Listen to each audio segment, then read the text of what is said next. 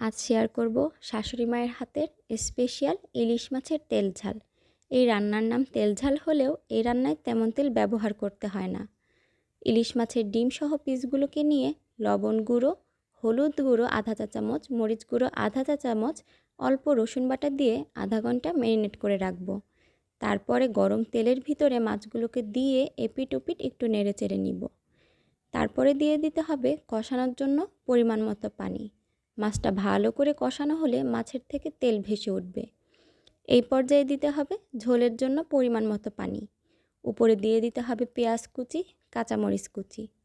এই মাছের ঝোল দিয়ে আপনি যে কখন এক প্লেট ভাত শেষ করে ফেলবেন আপনি নিজেও টের পাবেন না, এত পরিমাণে সুস্বাদু হয়।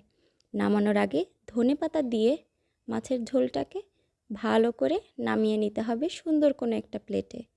গরম গরম ভাত, ইলিশ মাছের এক পিস, কাঁচামরিচ,